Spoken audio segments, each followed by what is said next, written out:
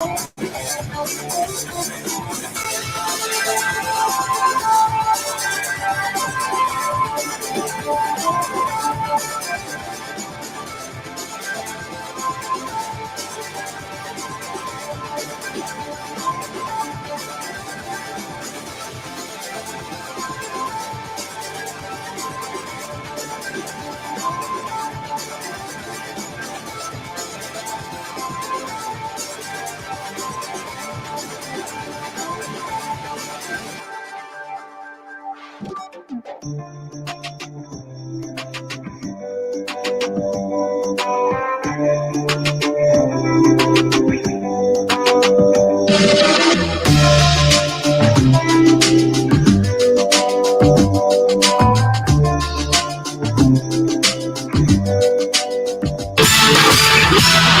to experience the strongest radio allowable by law. Secrets will be revealed. Myths dispelled. From the studio gym where excuses never apply, it's Superhuman Radio with your host, Carl Lenore.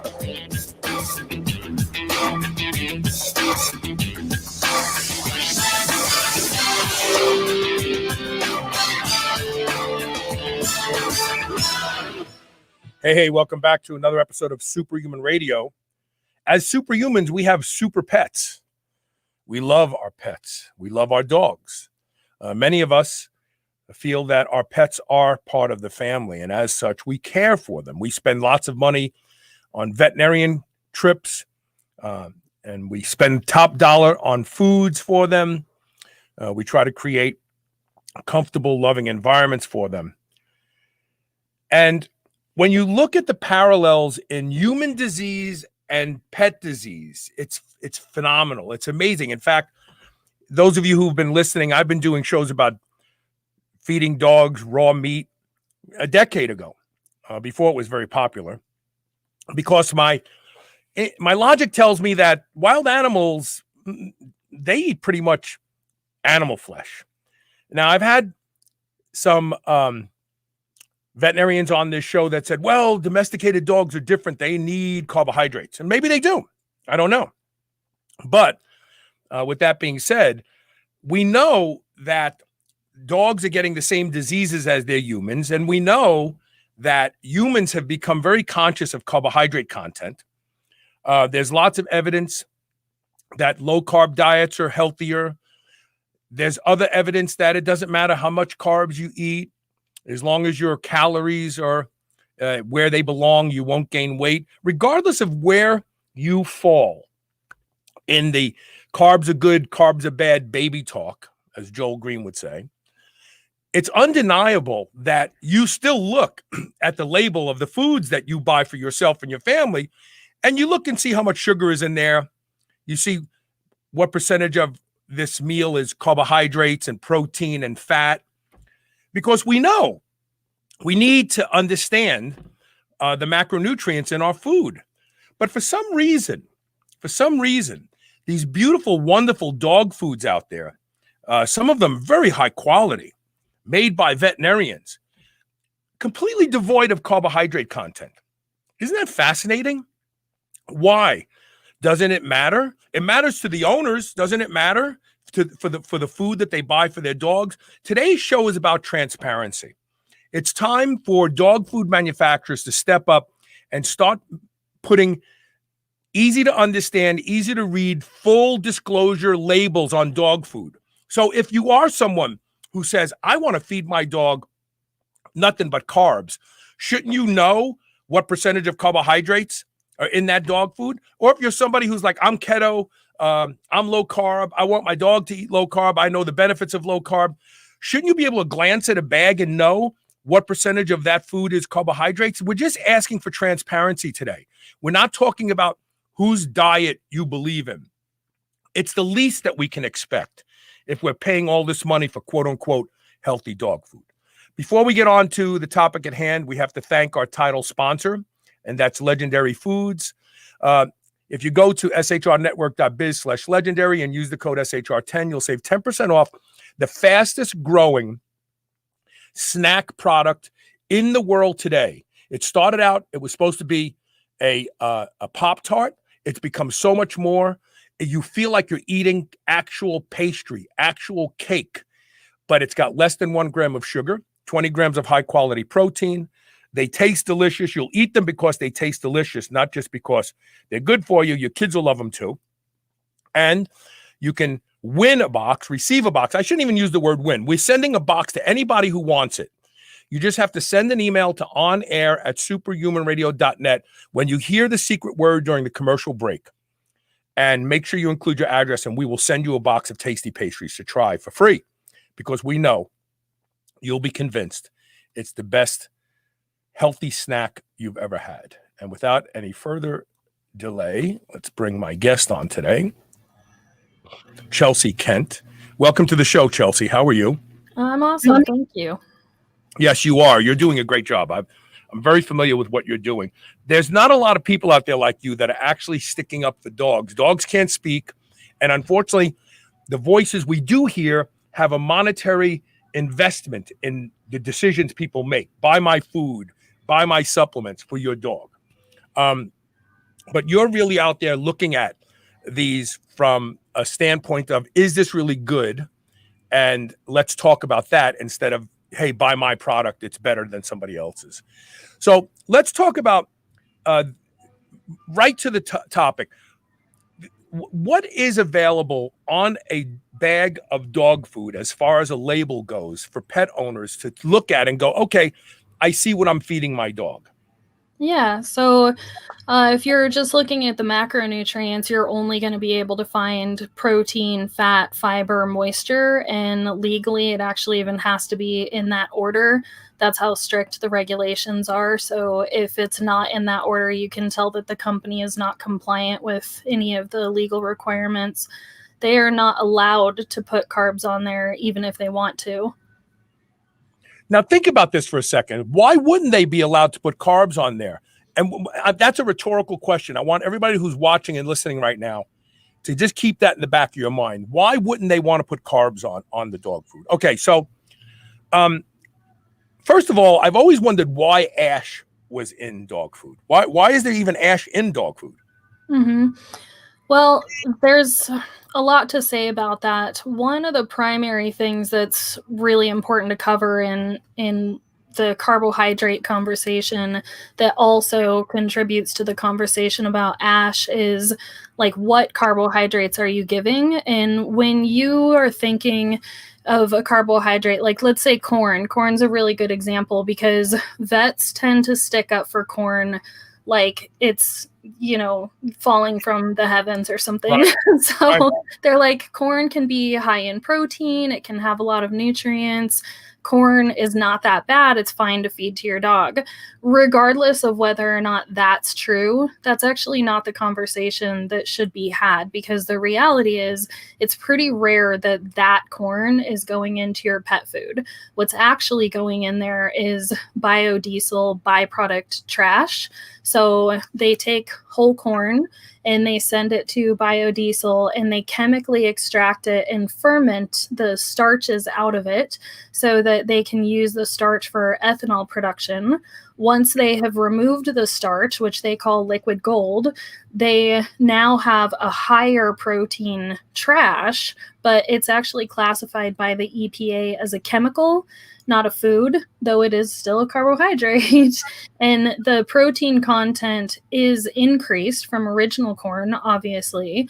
And some of the nutrients degrade significantly. Some of them increase a little bit because fermentation can produce a couple of nutrients, but it's still got 16 different chemical ingredients in there, including liquid urea, anhydrous ammonia, sulfur dioxide, things that are considered extremely toxic by the EPA and are actually dangerous for the people that are working in the facilities.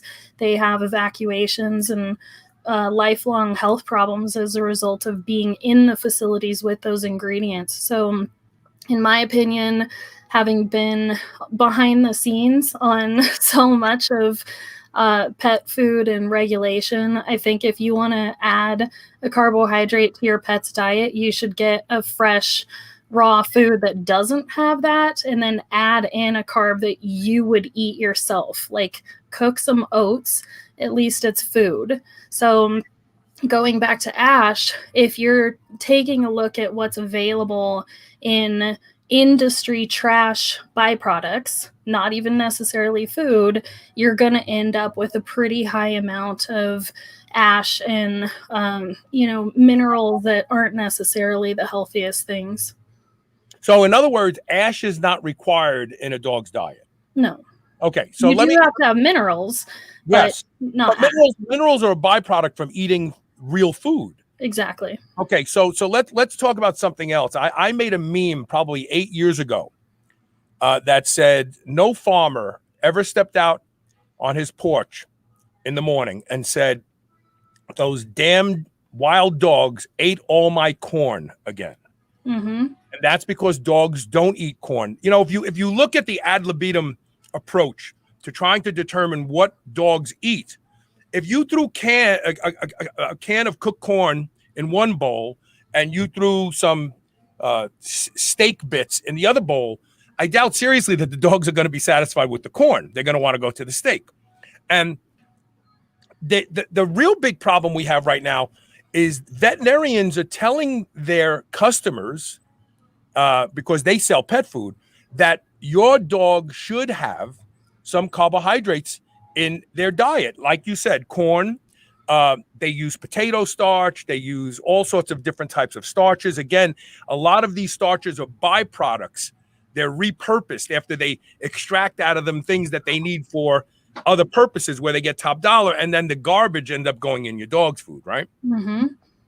Okay. Yeah. So if you take a look at industry trash that's available, you'll see that all of those ingredients are the ones that are in the big pet food company foods, and things that don't necessarily have much industry trash are not. And things that are being considered for being put into pet foods are things that are developing industries with trash. So potato is a byproduct of vodka production. So that trash, when they're done making vodka, goes into pet food.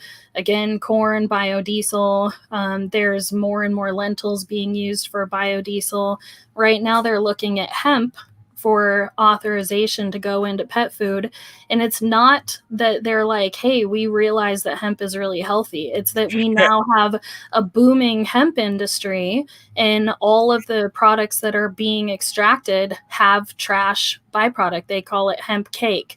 And so now they're like, well, we want to be able to sell our trash, make it profitable. So we need to get this approved to be used in pet and agricultural feeds. So this is fascinating because repurposing waste has been a big, that's why we have fluoride in our water today, because they had all this fluoride from mining and they thought, let's find a use for it. See, rarely do things end up in our food because they're healthy for us. Often things end up in our food and our pets' food because it's convenient to resell it, because we're throwing it away. If we get a penny for it, it's more than we made yesterday. So this is really not a good thing. It's and not the a big good companies are like Nestle, Mars, Diamond. So there's only a very small handful of companies that make most of the foods that are out there. Yeah. Right. So if you look at Nestle and Mars in particular, they have a lot of waste from their other products, so they can actually sell the trash to themselves and make profit on their own junk. So, why wouldn't you if you have that opportunity and you're in that mindset? And also, if you look at the history of pet food, originally it was just canned food, and then there was war, and the government was like, you can't use this metal anymore, we need it for ammunition, so sorry, you can't make pet food. So in an attempt to try and find a profitable alternative while making Chex cereal, they were like, oh hey, that solves our problems, we can make cereal for dogs and cats where it doesn't require aluminum. It can be shelf stable, sitting in a cardboard box on a shelf. So like, would you eat cereal all the time and expect to be healthy? No. But also going back to regulation, fruits and veggies and all of that stuff, originally we all had farms and we were all getting our own food. It wasn't accessible to the masses. So it wasn't until we started having junk food or high heat processed food that it became accessible to the masses, and it started needing regulation. So regulation was specifically built around junk food, and still to this day has not been firmly developed for fresh, raw, whole foods. So regulation of those things is actually trying to fit like a square peg in a round hole. They're trying to make it comply with the same thing. So you get a lot of issues in there, but take that to the larger scale of a manufacturer. Of course, they're going to be really well funded because they're selling to the masses, which is harder to do with fresh foods. You have a smaller audience because it goes bad. So you end up with the most profit, so you can actually afford to pay people to go to veterinary colleges and educate them about why their, junky, high heat processed cereal is healthy. So if you ask your vet, how much training did you have on nutrition and who taught you, they'll tell you probably 8 hours, and it was taught by Hills or the Mark Morris Institute. So it's not that they're necessarily trying to give bad information, but if they're not motivated to go out and do a lot of research on their own, they got it from somebody that seemed like they were in a position of authority, so they just trusted it. And now we have veterinarians who are taking up for these big companies because they're getting paid to talk about, well, carbohydrates. Like I had some vets on the show. They had a good message about kibble. But when we talked about carbohydrates as well, no, domesticated dogs need more carbohydrates. And that's like saying domesticated humans. And we know that that's bull. I'm sorry. We know that's baloney because we see all the disease in the population today because of the types of foods that we're eating. And people can't say, well, domesticated humans, their microbiome is different than our ancestors. No, apparently not. That's why we're all getting sick from the food we're eating. But that's a different discussion. So let's talk specifically about high heat. You mentioned this word, and I want to get into this. So the way they made shelf-stable kibble, and keep in mind, kibble, little bits of food, that's not the evil. Because there's ways to take fresh foods and make them into nuggets. So let's just leave that for a second. But what they discovered at the onset of World War II, when we needed all this metal, and we said we can't be putting dog food, cheap dog. These are dogs, they're animals. Like, what do we spend?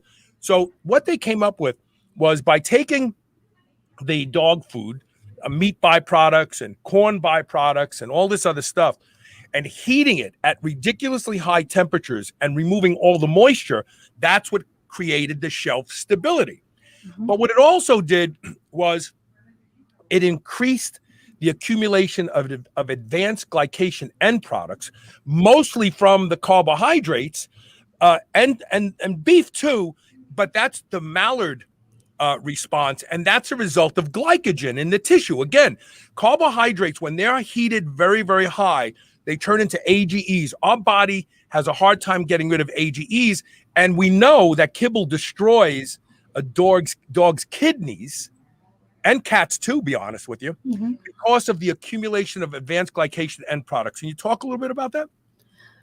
Yeah, actually, I think for what I do, the best conversation actually goes even beyond that. That's one of many things that's wrong with the way that the majority of kibbles are actually processed. So most kibbles are actually cooked at high temperatures, like 230 degrees or above, for as much as 2 or 3 hours, 4 times. So it's actually cooked at rendering if they're using meals, because that meat is condemned and not approved for human consumption. It's already toxic, so they have to cook it at high temperatures for a long period to sterilize it. Then they dry it, which is another heat step. And that creates a lot of heterocyclic amines. And then they mix that into a slurry of all of the other ingredients to include the carbohydrates. They cook that and then they dry it. So that's 2 more heat steps. So you end up with what would be equivalent to you eating beyond burnt toast. Like if you took burnt toast and burnt bacon and you burned them to the point where there's almost nothing left, and also again you get it from sourcing that's beyond questionable and full of chemicals, that's really what you're getting in the majority of kibble products. So it's kind of a layered issue that we're dealing with. And again, the biggest thing is like you can't look at an ingredient on most pet food labels and be like, oh, well, that's what I'm visualizing is what's actually in there. If it's from a really big company, that's not what you're getting. So my friend Chris asked a question. He's curious about the all-meat kibble that they are now saying is causing heart disease. This is because of one amino acid that's missing from the dog's diet. And it is, why can't I think of it? It starts with taurine. Thank you. I was just starts with a T. So when they took grains out of dog food, they took the taurine out. Taurine is very important to a dog's heart. You can supplement with taurine, and there is residual taurine in raw meat. So the heart problem isn't because of the meat. It's because they've removed the taurine from that dog food. They could easily supplement it and change the outcome. Am I correct about that, Chelsea? Close. So first off, there's no such thing as an all-meat kibble. It's impossible to do because as soon as you make it into a pellet without high enough carb content, it just turns into a powder. So what that should say is grain-free, which is just grain alternatives. That doesn't mean carb-free, though, because grain alternatives are still high in carbs. So even if you take a raw meat and you over process it, it will still degrade taurine really sufficiently. So you want a minimally processed meat, which will naturally contain taurine. You don't have to have any taurine if there's sufficient cysteine and methionine, because the body can manufacture taurine out of those two things. They have not managed to scientifically link any proof that the grain-free diets are actually causing these issues. And if you really dig through the FDA data, which I could talk for probably 3 days on, on this specific topic, ultimately, it actually kind of shows the opposite. Like the dogs that have DCM that were high in taurine levels, like serum taurine levels, exceeded the ones that were low in taurine, which tells you that potentially the opposite is true. Excessively high taurine could maybe be contributing to heart disease. But if we look at the amino acid complex in any grain, most grains don't have hardly any anyways, except for oats. And even that, taurine's not super high. Cysteine and methionine are not super high. So your source of amino acids generally is going to come from meats, not grains, not grain alternatives. So if you want to help to prevent potential risk for heart disease, 1, check and see if it's an issue for your breed. 2, don't feed carbs in the form of grains or grain alternatives, and feed more meat that's minimally processed. So I want to put this up, and I'll put it up again in a second. The folks over at Visionary Pet Food, most specifically Patrick Waddell, put together a list of all of the most popular dog foods out there and their carbohydrate content, something you will not get from the manufacturer. If you send an email to dogfood@superhumanradio.net, you'll be receive back a link to download this document.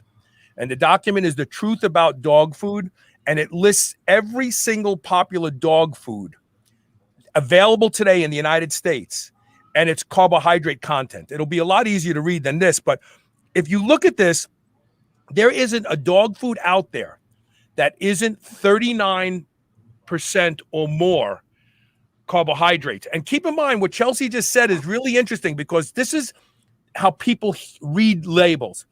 No grain, no corn.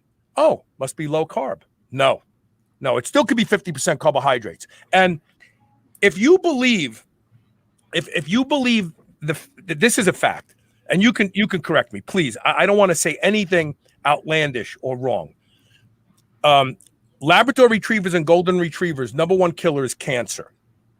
Now, if we look at the work by Dr. Thomas Seyfried, who's been on my show numerous times about the metabolic conditions that occur that drive cancer, a high carbohydrate diet is the last thing you want to feed a dog who has recently been diagnosed with cancer, or if they're labs or golden retrievers, you probably want them on a low carb diet anyway, because we know what we learned from Dr. Otto Warburg is that glucose feeds tumors. So if you're on a low carb diet, the chances of you developing cancer as a human is lower. And the same is true of dogs. Go ahead. Now, correct me. Where did I get it wrong?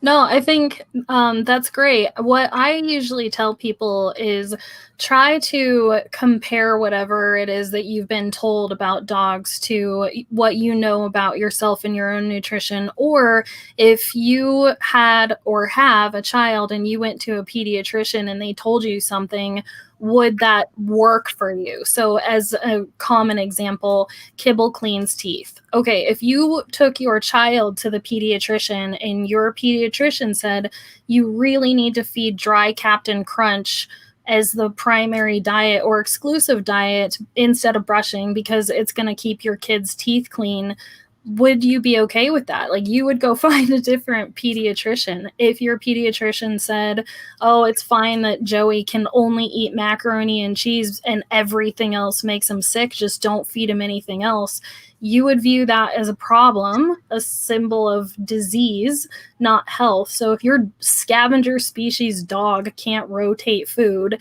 there's a problem. So taking what you already know and applying it. So if you have just been terrified by your vet and you really believe that your dog needs carbs, then use it selectively.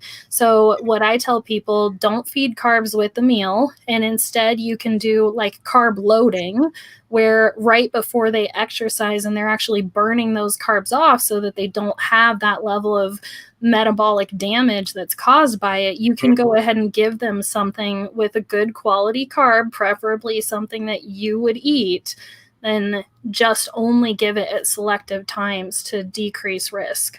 Like an athlete. I mean, runners will eat carbs before they run. What you're saying is, and we know from humans that postprandial blood sugar control is improved by walking after a meal. Mm-hmm. In fact, there's a study that compared metformin to walking for 10 minutes after a meal, and walking for 10 minutes after a meal controlled blood sugar for the next 6 hours better than a dose of metformin. So if you're going to feed your dog high carb, make sure your dog is extremely active. Exactly. Out there running on, maybe, hunting dogs, you're going to take the dog hunting that morning, feed him the carbs that you want because he's going to burn it off. It's not going to get stored and it's not going to cause the damage. But never, ever, ever feed a high heat produced kibble. Even if it has a name like science dog food. I'm just paraphrasing, because they, anytime they want you to think that you're making a good decision, they put the word smart. Smart cars are not that smart to drive. They look like roller skates. You're probably going to get killed in it. Smart water is not smart water. It's only making you think you're smart because you're paying extra for it. So be careful of dog foods that have really cool names that mitigate your guilt for feeding your dog that food, because chances are you're feeding it for the wrong reason. We're going to take a quick commercial break. Before we do that, I want to tell you about 2 websites that you can go learn more. If you use the link shrnetwork.biz/heroes, you'll be taken to Chelsea's primary website, where she identifies really, really good, reliable products for your pet, right? That's what's on Heroes, right? Yes. Okay. And then the other place to go that Chelsea works feverishly to keep good information out there for pet owners is foodregulationfacts.com. Foodregulationfacts.com, where you can read a lot of good stuff there. We're going to take one quick commercial break. We'll be right back with more. Please post your questions. I'll get to everybody's questions, I promise, no matter how ridiculous they are. Stay tuned. We'll be right back.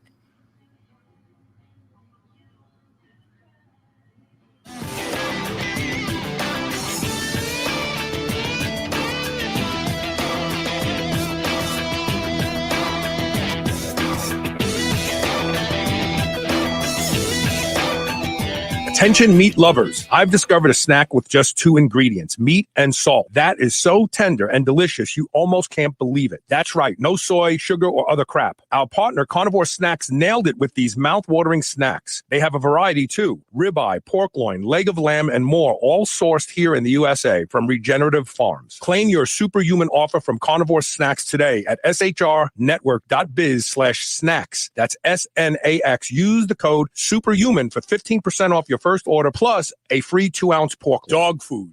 Hey, this is Carl Lenore. Superhuman Radio is the longest-running health, fitness, and anti-aging podcast in the world, going into our 16th year of continuous production. If you have a product that you think would appeal to the Superhuman Nation, we can get you on the air quickly and inexpensively to help promote your brand. Join the ranks of some of the largest and most successful companies in the world who know how great it is to be affiliated with Superhuman Radio. Contact Dan Kapitsky today. That's Dan.Koppitzke at superhumanradio.net to learn more. If you've listened to Superhuman Radio for any length of time, you know I'm a big proponent of peptides. One of my favorites is GHKCU, the blue copper peptide. It has the ability to repair and regenerate more youthful expressions of skin cells, reversing the signs of aging. Restoracell's Stem Cell Awakening Serum, along with their other products, contain potent formulations of blue copper peptide and only the highest quality organic ingredients. Superhuman Radio listeners can now save 25% site-wide. Buy their complete set and receive a free exfoliating cleanser. Go to shrnetwork.biz/blue and use the code SHR25. That's SHR25. Remodel your skin today. Every day, there's a new wellness trend. Eat that. Do this. Avoid those. How do you know where to start or who to trust? Inside Tracker helps you cut through the noise by analyzing your blood, your DNA, your lifestyle, and your fitness tracker to provide you with a science-backed, trackable action plan on how to live, age, and perform better. Personalized, one-size-fits-one recommendations to help you optimize you. For a limited time, Inside Tracker is offering Superhuman Radio listeners 25% off the entire store. Go to shrnetwork.biz/inside tracker, INSIDETRACKER, to save 25% off. Change begins on the inside. Knoll Creek Hemp Company's Delta 8 soft chews are the premier Delta 8 product on the market today. Knoll Creek's Delta 8 is produced from high-quality hemp-derived CBD oil, and soft chews are manufactured using proprietary nano-emulsification technique that ensures the Delta 8 soft chew will timely deliver the desired effects cleanly and consistently from piece to piece. In a space where at least 70% of the products fail to meet label claims and where most users of conventional hemp products are left disappointed, Knoll Creek's Delta 8 soft chews are a product you can trust. Visit shrnetwork.biz/Delta8. That's DELTA and the number 8, and use the code SHR20 to get 20% off your first order today. Redcon One's new BAR bar is the ultimate soft-baked protein-packed snack bar, powered by peanut butter. Perfect for while on the go to help curb hunger or sneaky sweet tooth cravings. With 20 grams of protein, use as a meal replacement bar or when you're in need of a high-protein snack. Eat a Redcon One bar as a midday snack or for fuel before an intense training session. Go to shrnetwork.biz/Redcon1 and use the code SHR25 and save 25% off these delicious bars today. Spit that out right now. This is the Superhuman Channel.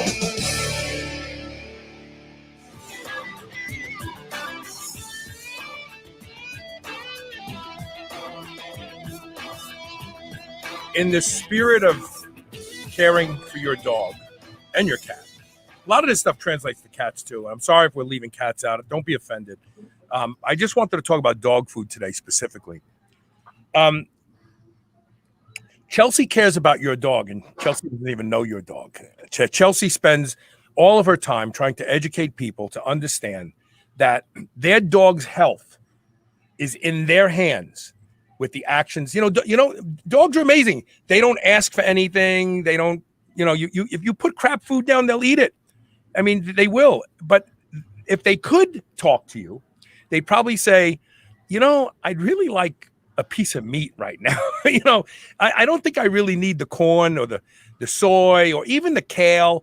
I mean, some of these dog foods now claim to have, parsnips and stuff like that. And people think, oh, this is so good for my dog. But the reality is you don't know what percentage of parsnips make up the carbohydrates and what percentage of potato starch that's left over from making vodka. And that's a real problem.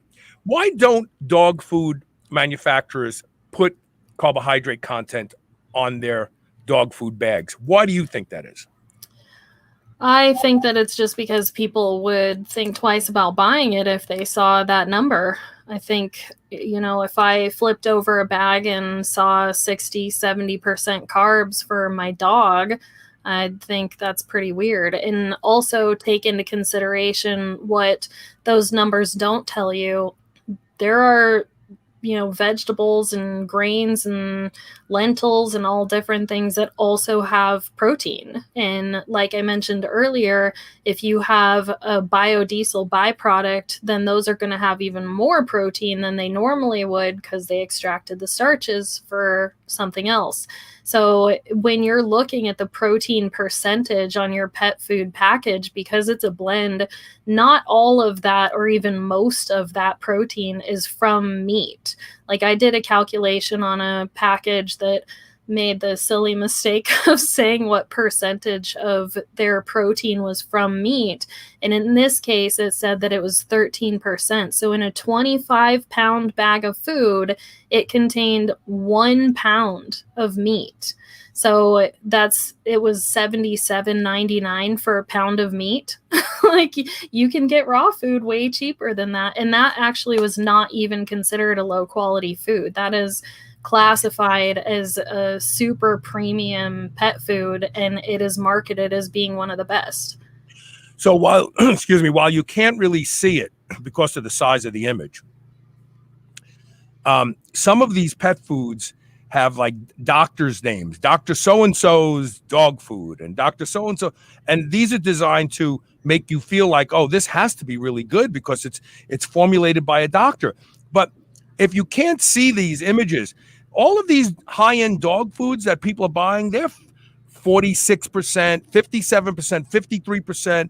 I mean, Earthborn dry dog food, right? With a name like Earthborn, right? It's supposed to be really, really good. 53% carbohydrates. And again, a lot of these dog foods claim to have real meat in them. But as Chelsea just pointed out, it's not much real meat.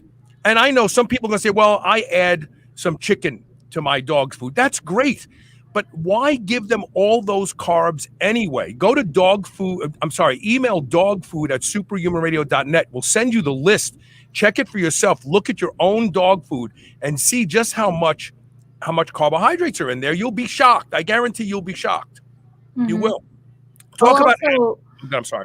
I'll add really quick that I attend all of the AAFCO meetings, and if you don't know who AAFCO is, it's technically not a regulatory body, but it's all of the FDA, Center for Veterinary Medicine people, the state departments of agriculture. Like it's where regulation is developed for pet and agriculture feed.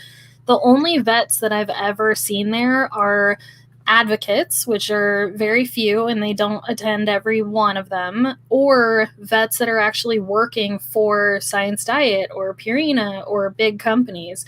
So I have yet to meet vets that, like, outside of just that small number of vets that know anything about regulation.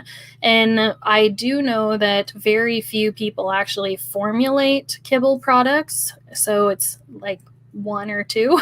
And ultimately you get a list of what's available. Like these are the 100 ingredients that you can choose from. And it's almost like taking a whole bunch of dice and just throwing them out to be like, let's see how we can mix your ingredient panel up to look different from somebody else's. But I have a document that I could share with you that shows how few suppliers in the country there actually are for these ingredients. So with very limited exception in the kibble world, there is really just basically one thing that everybody is just putting different packages on. It's not that different. Talk about AAFCO. So what is their role, and why haven't they requested that dog food manufacturers put carbohydrate content? In fact, they discourage it, right? They do. Yeah. They did bring it up as a potential thing to add on to modified labels. They have noticed recently that labels on pet food have not been modified in 60 years. So they have started looking at that and trying to make them more similar to human food labels. But in the subsequent time since they started that, they've removed carbs and starches off of that label again. So I doubt that it'll make it back on there. AFCO, the way that one would generally identify them is like they're an association that helps to develop terms and definitions for use for regulators, and states can choose to adopt those terms and definitions if they desire to do so, or they can choose to develop their own, which is a lot more costly and time consuming. But the reality is it's really government officials doing all of that work under the guise of a private organization so that consumers don't have as much access. See, and this is what I'm getting at. So AFCO is the one that's blocking people from being able to know what's in their dog food, which is number one, is a problem. And it's going to be the mission of this show for the next year or so or longer to force AFCO and dog food manufacturers to start to disclose the carbohydrate content. You know, when everybody got on the bandwagon about high fructose corn syrup, which may not have been what we thought it was, be honest with you. I learned some interesting things about high fructose corn syrup. Agave is worse than high fructose corn syrup. It's got way more unbound fructose than high fructose corn syrup, but it's healthy. It's agave. But what I've learned is that these agencies, a lot of times when they finally do the right thing, they also give manufacturers a back door by allowing them to call things by different names. Like, you may think there's no high fructose corn syrup in your food anymore because the FDA allows them to call it everything from fructose glucose syrup to fructose syrup to glucose syrup to, I mean, there's like 9 new names for high fructose corn syrup. So you think, oh, look, we won. We got high fructose corn syrup out of our food. No, you didn't. So the question I have is, if people really wanted to force the dog food manufacturers to disclose the amount of carbohydrates in their dog food, which in turn would embarrass the crap out of them and make them reformulate their foods, how do they do it? Do we go to AFCO? Do we go to the FDA? Do we go to the state by state? How do we do it? Ideally, you would want to pester the FDA directly, because if you go to AFCO, then it gives the FDA and the state departments of agriculture an out from saying, well, you're going to have to talk to them first. So I would email the heck out of William Burkholder and Charlotte Conway, which are both with the FDA Center for Veterinary Medicine, and they go to every AFCO meeting, and they're participating in all of the committees. So if people pestered them enough, I think that would probably make a really big difference. You can contact your state Department of Agriculture. There's actually currently only 22 states that fully adopt AFCO's ingredients and terms into their laws. So I'd say regardless, you can contact your state and talk to them about it, but pestering the top 2 people is probably the best. Probably the fastest and most expeditious way to get them to change. So what now, you said that AFCO has had it on their agenda for some time to address carbohydrates in dog food, but nothing ever happens. Talk about that. So one of the committees, they were charged with changing the look of the ingredient panel and the guaranteed analysis to more closely mimic what people are used to seeing, because it's on their own labels. So they created this actually really, really nice guaranteed analysis that was super exciting, and it had so much great information on it. It's like the only thing at an AFCO meeting that I was ever excited about. Right. And I think that was probably about 3 years ago. And since then, anytime that they have brought it up, there's just less and less information on there. And primarily the reason for that is when you go to an AFCO meeting, it is all of these government officials, but it's also industry, and it gives them an opportunity to work together, which the downside of that is that it's industry that has a desire to make money. So they're there to try and figure out how to capitalize in whatever way is, associated with what it is that they're doing. So as an example of how this looks in practice, I think it was the first AFCO meeting that I ever attended. There was an actual yelling match between the oleochemical industry, which makes soaps, and the rendering industry, because the rendering industry was using hydrogenated glycerides in their cattle feed. Now, this is something that can be really, really contaminated with heavy metals and toxins. It can have mad cow in it because it's made from cow fat. So the oleochemical industry is like, you can't use that, it's toxic. And the rendering industry is like, well, we already have it, it's ours, we're going to do what we want. So what happens at the very next meeting is that up comes a new definition for hydrogenated glycerides for use in animal feed, and it specifies the allowance of mad cow and certain contaminants in it. So it wasn't a matter of the government officials that were sitting in that room saying, hey, we agree, we should just continue using this for soap because it should not be fed to cows or other animals. They were like, well, they're going to do it anyways, so we're just going to go ahead and make a definition for it, which actually just happened yesterday in an AFCO meeting as well with a different ingredient. So it's very much motivated by the industry. So basically, what they do is they give the industry whatever they want by creating these definitions and allowing these things, and people unknowingly feed this stuff to their pets, thinking that there's some sort of regulatory agency out there that's protecting their pets, and they're not. And let's talk about one other thing before we take this next break.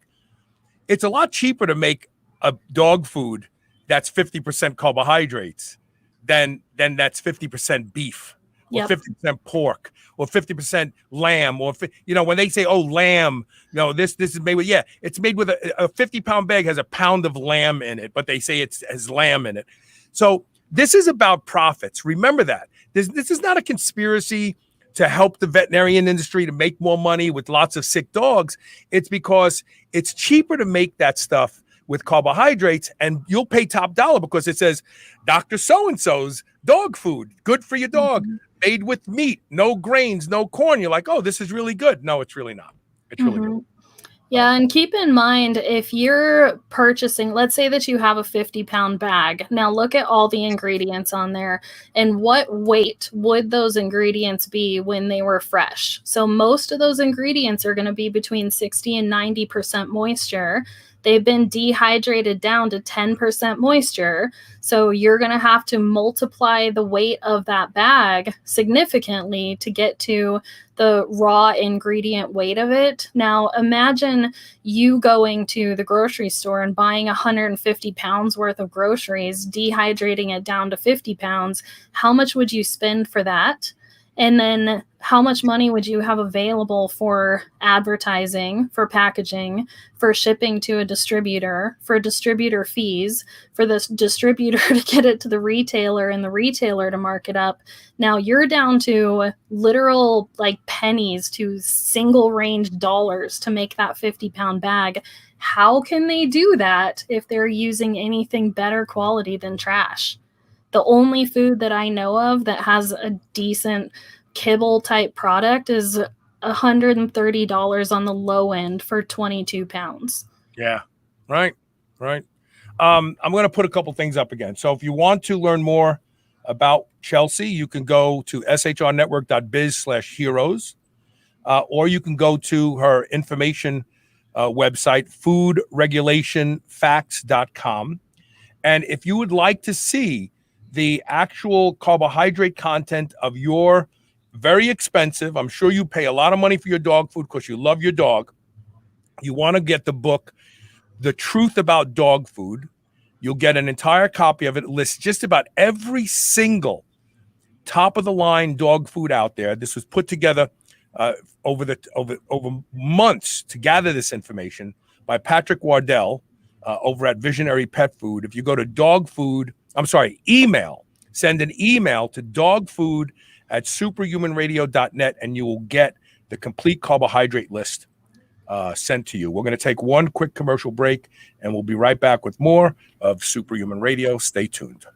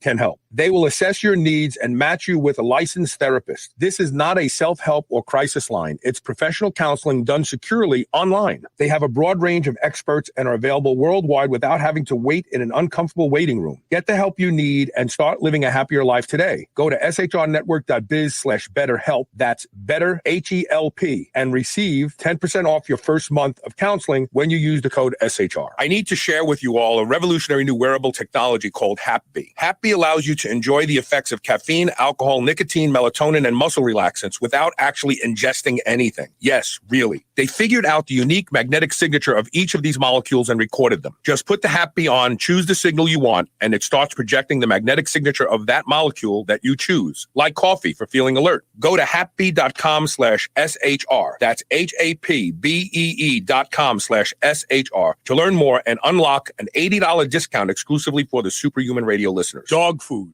Remember those rectangular toaster pastries you used to love when you were a kid? Well, Legendary Foods has just made them better. The new cake-style tasty pastry is like nothing you've ever had before. With 20 grams of high-quality protein and less than 1 gram of sugar, you'll feel like you're cheating, but you're not. Go to shrnetwork.biz/legendary and use the code SHR10 to save 10% off your purchase of tasty pastries. Now available in cookies and cream, red velvet cake, birthday cake, blueberry, strawberry, brown sugar cinnamon, and hot fudge sundae. Go to shrnetwork.biz/legendary and use code SHR10 today. If you spend any amount of time sitting while at work like I do, I have the chair for you. The Backstrong chair from All 33 is the most comfortable office chair I've ever sat in. That's the truth. Their patented technology allows your body to move the way it's supposed to move while you sit. Designed by a chiropractor to position your pelvis in a way that stacks all 33 of your vertebrae into perfect alignment. The benefits of this ideal posture include relief of back pain, deeper breathing, better digestion, improved circulation, greater focus, sharper memory, and more productivity. Start experiencing these benefits today. Go to shrnetwork.biz/move and use the code SHR100 for a $100 discount on your Backstrong chair. You're listening to the Superhuman Channel. Don't hate us because we feel good. Welcome back. We're talking with Chelsea Kent. We're talking about your dog food, and you're being snookered. You deserve to know what's in your dog's food, just like you deserve to know what's in the food you feed your family.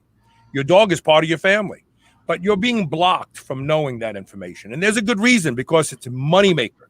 Blocking you from knowing the content of carbohydrates in your diet, your dog's diet, means that they can make the food cheaper, sell it to you for more, put a fancy doctor's name on it, and you'll shell out the money because you've mitigated your guilt. Oh, I'm doing the right thing for my dog, but you're really not.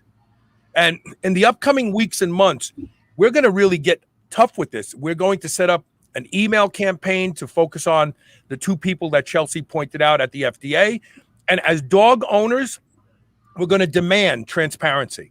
We're going to demand that they put the carbohydrate content on the bag. It's simple. They know what it is already. If Patrick Waddell could figure it out, then we know the manufacturers know that their foods are 57% carbohydrates. They're not telling you because they like ripping you off. That's the bottom line. If you're insulted by that, that's the God's honest truth. Don't be mad at me. Be mad at them. So someone asked a question. I'm going to go through some of these comments and questions real quick. Really quick. Do you mind if I jump in? Oh, please do. Please. Okay. I just wanted to point out that one of the other reasons why they don't put carbohydrates on labels is because they don't actually have a nutritional requirement for it. So like this is one of the AFCO books.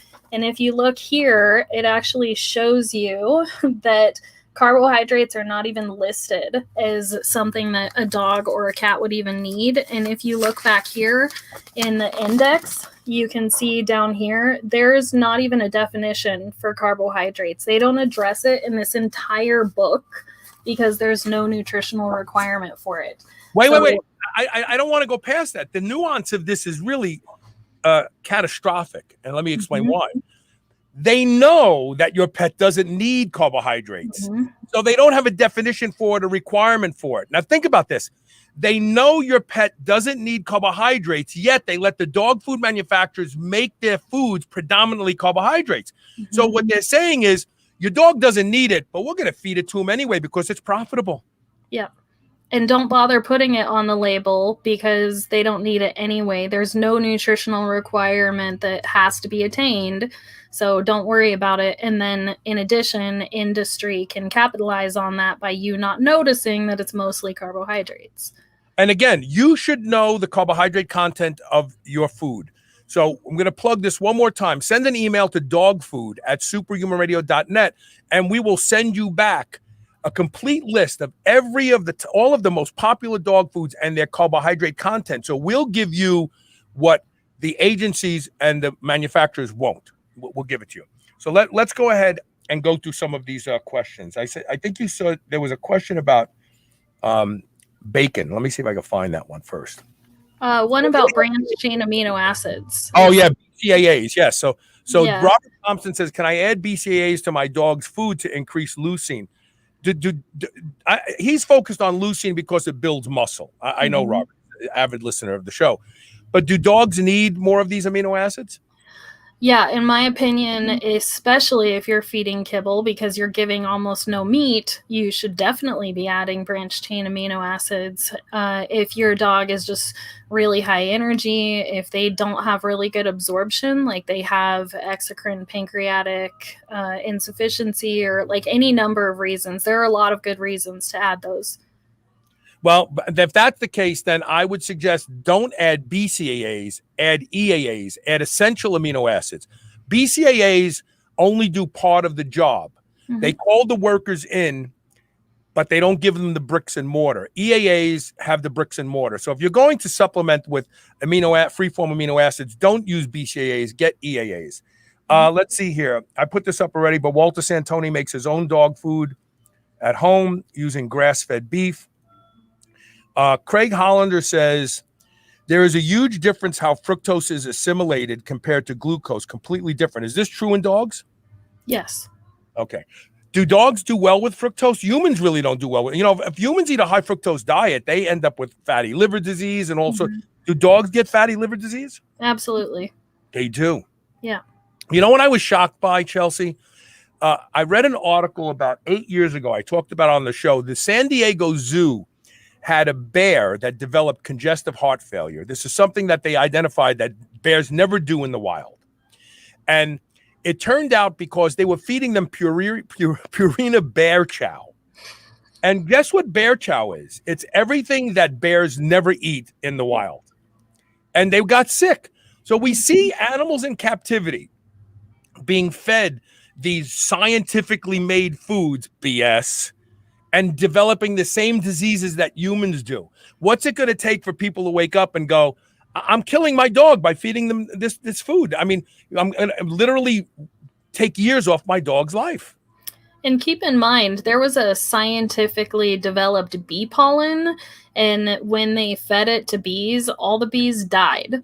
So there are a lot of things that we scientifically don't know or don't understand the symbiosis between different nutrients that, like, we're obviously missing those if you're doing scientific development. We do not know as much as nature. You know what? I'm a child. So my mother didn't breastfeed. I got formula, and my immune system is jacked because I wasn't breastfed as a baby. But then we got to remember, doctors were, oh no, this is scientifically developed. This is better than breast milk. How can it be better than breast milk? Breast milk is the result of 2 million years of evolution. Whenever we think we're smarter than nature, we really F things up pretty bad. Yeah. Robert Thompson also wants to know about feeding his dog sardines, canned salmon, and beef liver, and of course colostrum from Tractor Supply. He's a big colostrum fan. What do you think about giving dogs these types of things? I think that if you can eat it, then it's better for them than obviously stuff from the pet food industry. There are some exceptions to that, which is probably its own conversation. So we'll kind of leave that to the side. But yeah, anything that is real food, especially if you're doing high heat processed foods. That now not all kibbles are high heat processed. I've learned. I went out to visit Visionary recently, and they have a nugget. I'm going to call it a nugget food, but it's not high heat processed at all. So how do we differentiate between the kibble that's high heat processed and a lot of these emerging nugget foods that are convenient. You could scoop it with a cup and throw it in a dish, add a little beef broth to it if you want to make it taste good, but it's not really kibble. It's not high heat. Do they identify that on dog food bags? Not usually. So, if it contains meal, then meal tends to have to be high heat processed. And then if it's extruded, extrusion in and of itself requires high heat. So if you are going to get a kibble, a baked one is usually better. You can always ask the company directly, like, what temperature did your food get up to and for how long, and how did you get it into this shape? I know one company that literally like molds it into a pellet shape. It makes it so it doesn't absorb water as well. But in my opinion, it's fair trade. I will soak it longer if that's what I want to feed. Right. Craig Hollander points something out, and we talked about this on the show, actually. Starches break down to glucose. Glucose feeds pathogens such as endotoxins in the intestine. It's even worse than that. Acellular carbohydrates, flour, anything that's turned into a flour feeds pathogens in the stomach as opposed to downstream in the intestines. And so flours, and using flour is no good for humans. It changes the gut microbiome to not good. And I have to believe that flour-based or meals, as you're pointing out, probably not good for pets either. Mm-hmm. So the upside of dogs and cats is that they have enormous, extremely acidic stomachs and very short intestines. So things don't sit in the intestines and have time to have pathogens proliferate in there the way that it does with humans. So they are more resistant to those kinds of things. That said, particularly in kibble products, aflatoxins and mycotoxins and endotoxins are one of the few things that actually do get regulated pretty well, and most labs are even capable of doing the testing because it's such a prevalent issue. So montmorillonite is a really healthy clay product, and most people that know about it know you can take that as a supplement for a variety of different things, even like cancers. But one of the benefits of it is that it actually helps deal with aflatoxins and mycotoxins. So if you start looking at some of these packages of these really big kibble companies, you'll start seeing montmorillonite on there, and probably in large part it's to help the dogs and cats tolerate the mycotoxins that they know are in there. We're going to talk a little bit about cats when we come back from this last break. Stay tuned. We'll be right back with more Superhuman Radio.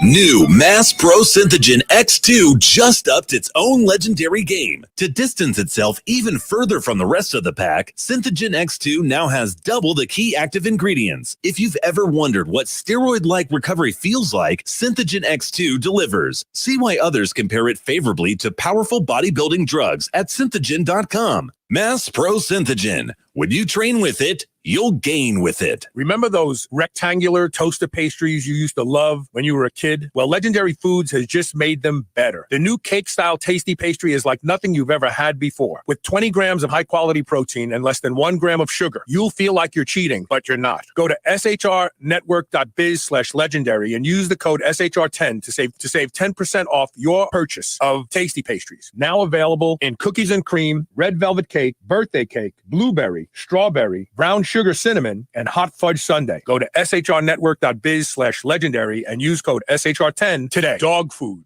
I keep saying the number one killer is insulin resistance. Managing blood sugar is the key to living long and aging well. But we all like to eat starchy carbohydrates and sugars from time to time. How do I manage this? I use a product called Blood Sugar Breakthrough by Bioptimizers. This easy-to-take supplement is the result of numerous tests to find the absolute best formula for maintaining healthy blood sugar. Blood Sugar Breakthrough works to safely lower blood sugar after meals so that you can maintain a healthy weight and redirect carbohydrates to your muscles where they can be burned as energy. This means you'll avoid the worst effects of high blood sugar, like weight gain and advanced aging. while enjoying more stable energy, mental clarity, and fewer cravings. Go to shrnetwork.biz/blood sugar and save 10% with code SHR10 today. Being superhuman means being conscientious about the choices we make. White Oak Pastures is superhuman when it comes to raising livestock. They're committed to animal welfare, land regeneration, and rural revival. They responsibly manage the entire process from the pasture to your doorstep. High-quality, pasture-raised, great-tasting meat from a farm you can trust. Full nose-to-tail selections. They even have options for your pet. Go to shrnetwork.biz/white oak and use code SHR20 to save 20% off your entire first order. I need to share with you all a revolutionary new wearable technology called HapBee. HapBee allows you to enjoy the effects of caffeine, alcohol, nicotine, melatonin, and muscle relaxants without actually ingesting anything. Yes, really. They figured out the unique magnetic signature of each of these molecules and recorded them. Just put the HapBee on, choose the signal you want, and it starts projecting the magnetic signature of that molecule that you choose, like coffee for feeling alert. Go to hapbee.com/SHR. That's HAPBEE.com/SHR to learn more and unlock an $80 discount exclusively for the Superhuman Radio listeners. Is there something interfering with your happiness or ability to achieve your goals? BetterHelp can help. They will assess your needs and match you with a licensed therapist. This is not a self-help or crisis line. It's professional counseling done securely online. They have a broad range of experts and are available worldwide without having to wait in an uncomfortable waiting room. Get the help you need and start living a happier life today. Go to shrnetwork.biz/betterhelp. That's better, HELP, and receive 10% off your first month of counseling when you use the code SHR. Move over, superheroes. This is the Superhuman Channel.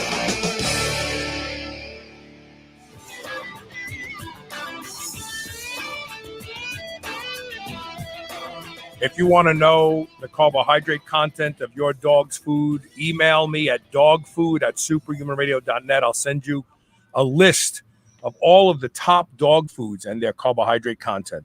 So you can be aware now before anything else is done. And we are going to make it our mission to force somebody to start to produce this information on dog food because we deserve to know.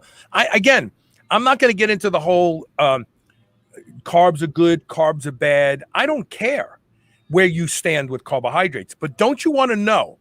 Don't you want to know what you're paying for? Don't you want to know if you're buying a really expensive dog food and it's 50% cheap, reused, repurposed carbohydrate sources? It's really insulting to the intelligence of the buyer, in my humble opinion. So, what about cats? Do cats find themselves and cat owners find themselves in this same dilemma, or because a lot of cat foods are still wet, they don't have that problem?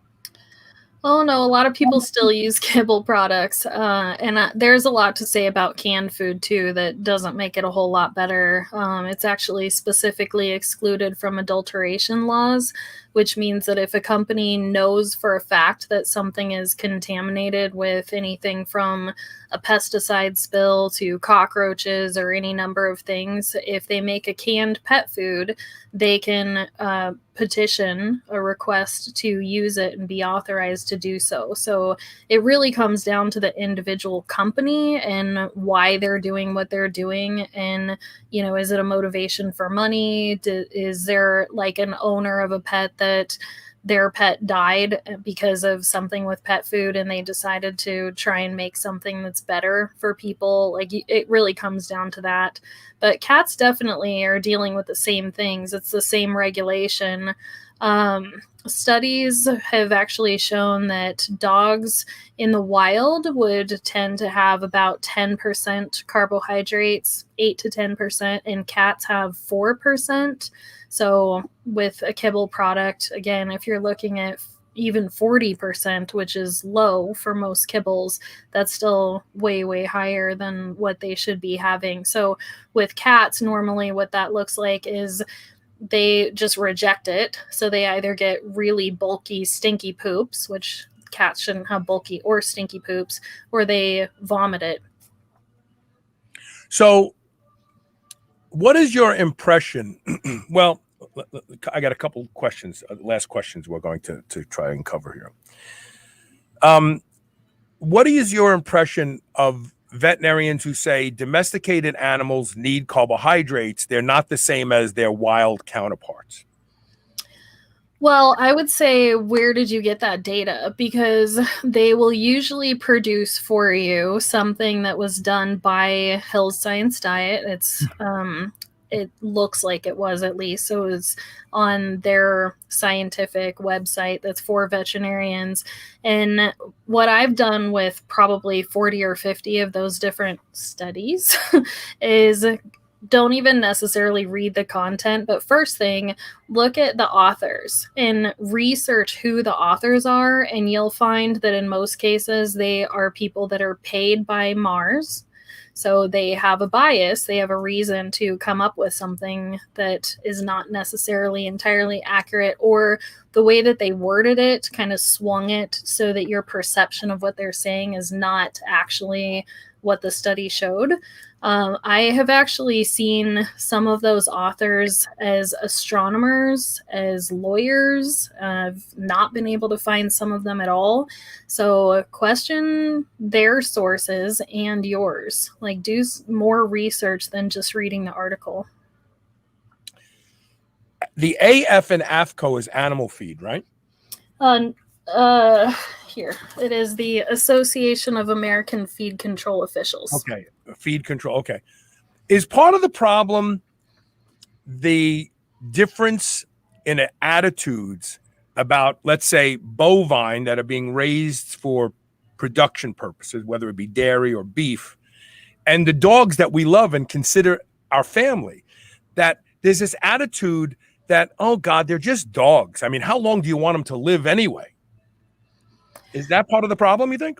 No, I think there's a couple of layers of problems. And one thing that is often not considered is that the regulation for agricultural animals is identical to the regulation for dogs and cats.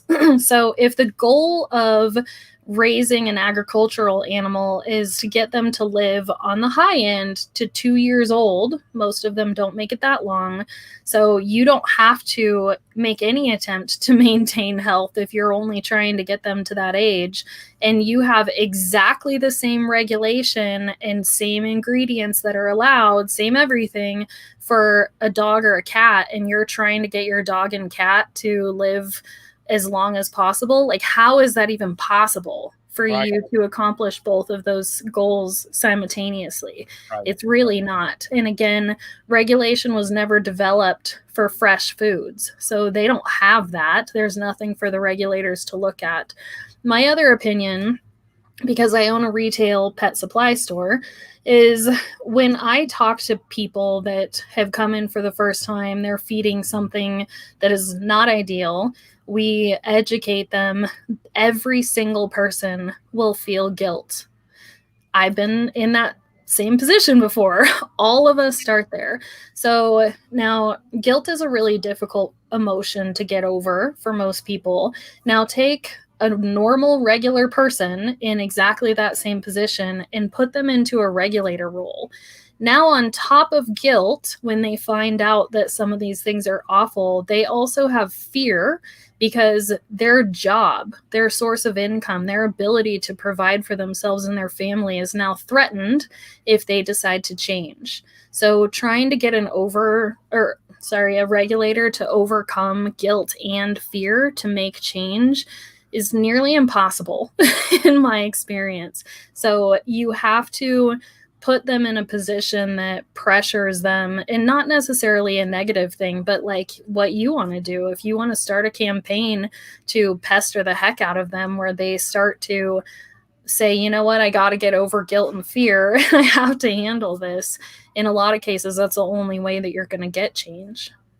Yeah, and we're going to have to do this because nobody else is doing. Well, I know you're trying to do it. And we're going to work with you. We're going to gather a consortium of people like yourself who have an interest in changing the landscape of what dogs are fed, and we're going to force their hands.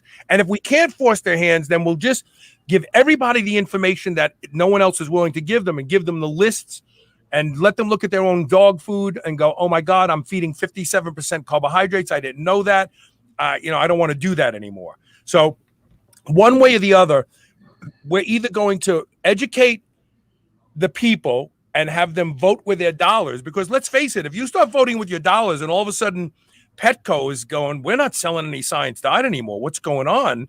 They're not going to carry it. Or they're going to tell the makers, no one's buying it. You better listen to the people and give them what they want. So that's one way to do this. The other way is to get the agencies to open up and go, look, we've covered this up for long enough. It's time. People love their dogs like people. They want their dogs to live as long as possible. Let's face it. You know, my sister had a schnauzer named Duffy. He was full-blown insulin-dependent diabetic for the last 6 years of his life. And she kept feeding him that kibble because no one knew back then what we know now. I mean, he's been gone a long time.